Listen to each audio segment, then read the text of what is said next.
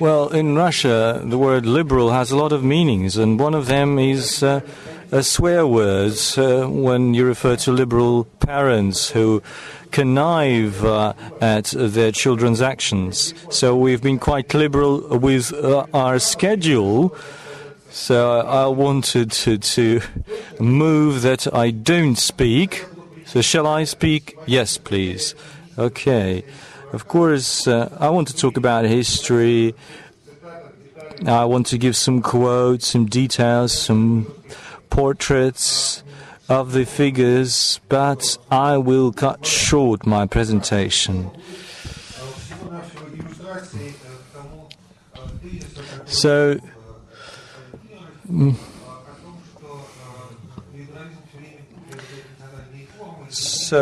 Emil Curious said that there are national specifics for every liberal party, and that's true.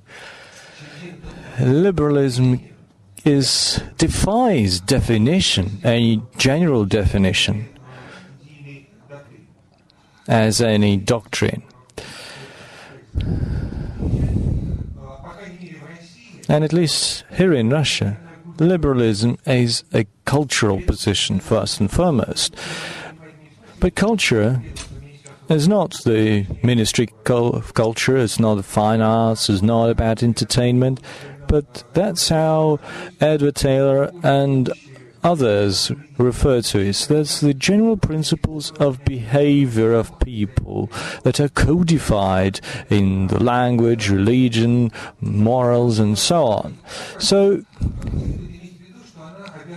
culture, of course, has a compulsory nature.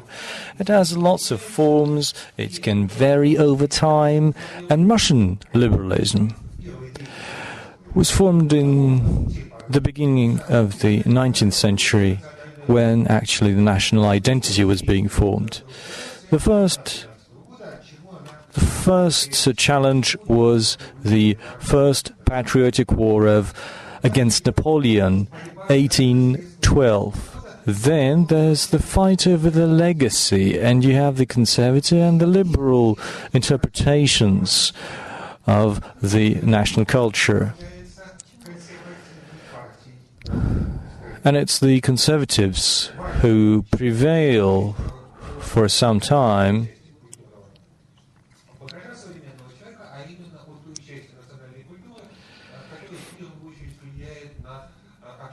And it was those who had an impact on the political behavior of the people.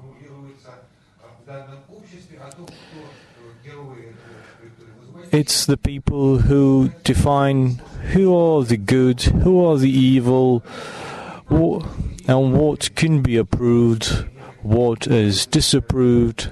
So setting some role models. So this model is codified at a certain point of time. It is then incorporated into textbooks, into movies, and it shapes the behavior of the people in a very significant way. So what we received is a pattern produced by the conservatives. And the biggest role was Russia is all about autocracy. Autocracy is the only form of government for Russia, because Russia is always the fortress, is always challenged by some enemies. It used to be Poles, it used to be the French, and now it's the US. But we also have this siege mentality. We are the fortress. And we need to hand over all of our resources to our commandant, to our chief.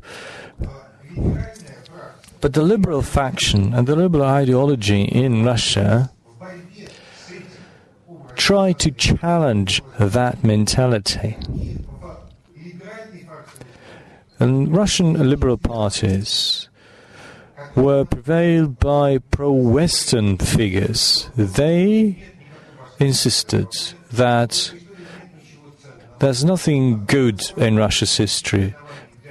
there's no ground for any liberal behavior in Russian past. And that's why we need to scrap Russia's past. We need to copy-paste the US and European patterns so that we do some catch-up work.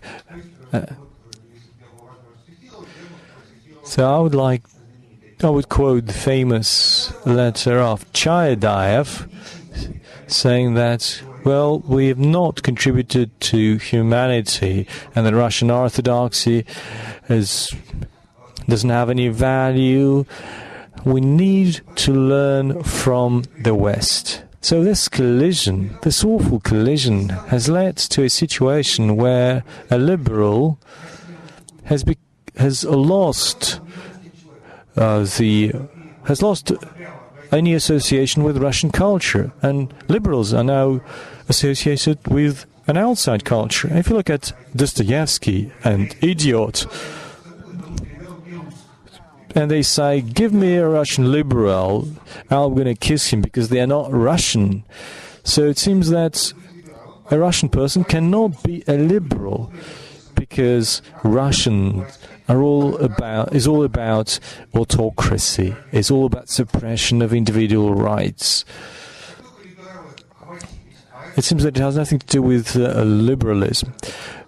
And by the 1830s, the liberals realized they are losing ground, that they seem to be alien in Russian culture. And so the liberal circles launched a counter-offensive, and they used to, through Zemstvo, that was nobility-led city councils.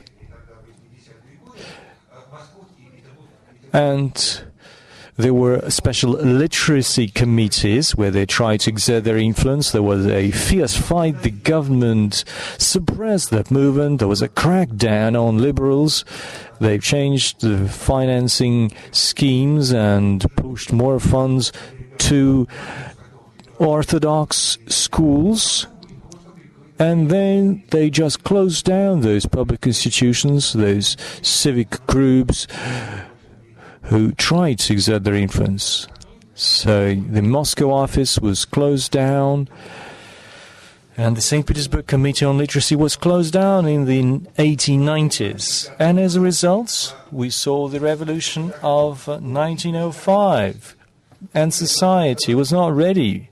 Russian liberals were still aliens, who were still perceived as strangers in Russian culture, and Russia's history was did not bring any value. This was partly resolved after the 1905 revolution, when schools got a new history textbook authored by academician Platonov, where there were still some positive features in Russian history which were similar to the European history, where we found some sources of freedom and other rights. But these were belated attempts, and they were all in vain. And by 1917, Russia had liberalism which was failing. And the Constituent Assembly, which gathered, demonstrated that.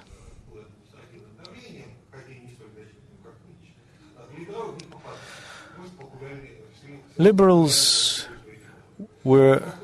made it to local legislatures, but when we had the fully democratic election into the Constituent Assembly, liberals lost.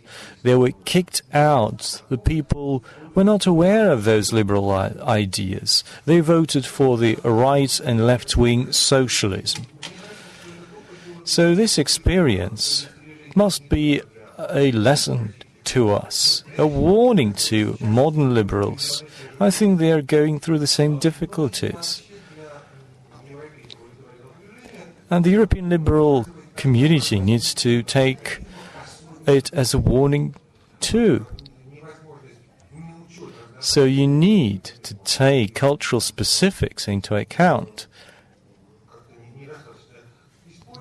it seems to be overlooked by liberals. They don't have their textbook, they don't have their God and his disciples, and only relies on a broad range of concepts.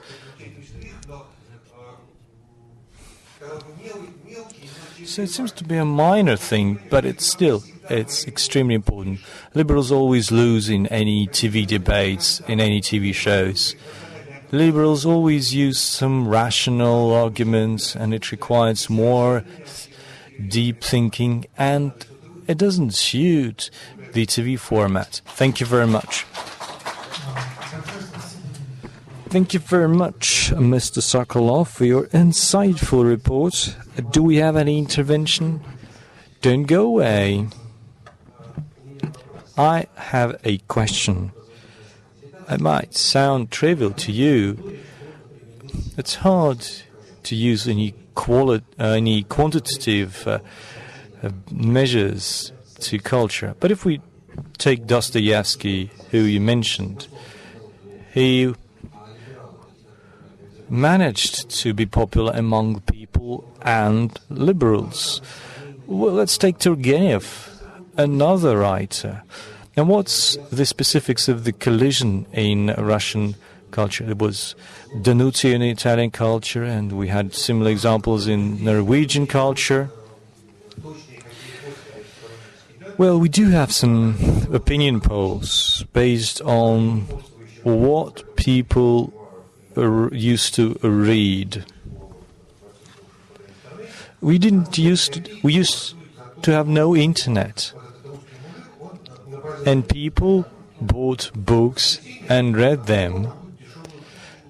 Some of them bought cheap books, some bought analytical literature, and we have this historical data on readings, and we can chart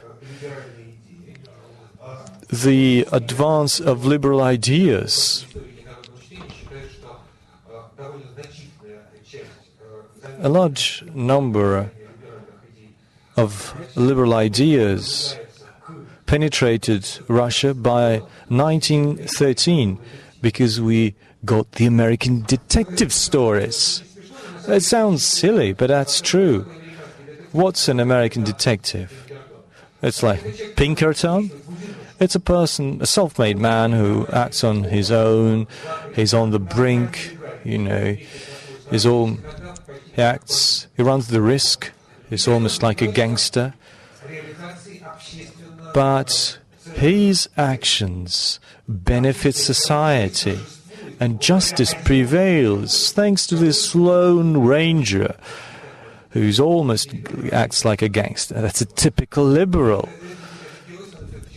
And so these characters become extremely popular among Russian peasants, Russian students by 1913. But it didn't. There was no time for a reflection because Russia plunged into World War I, and of course it then exploded in a revolution.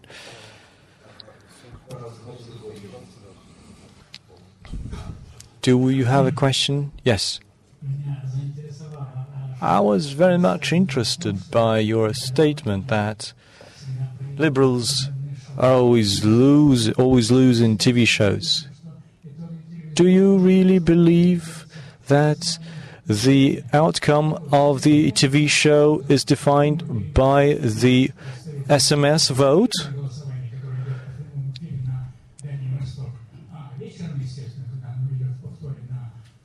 We had times when our candidates used to win when the show ran in the morning, and it was the Far East who was watching, while in the evening our candidate would lose. No, I don't mean we should trust the ratings.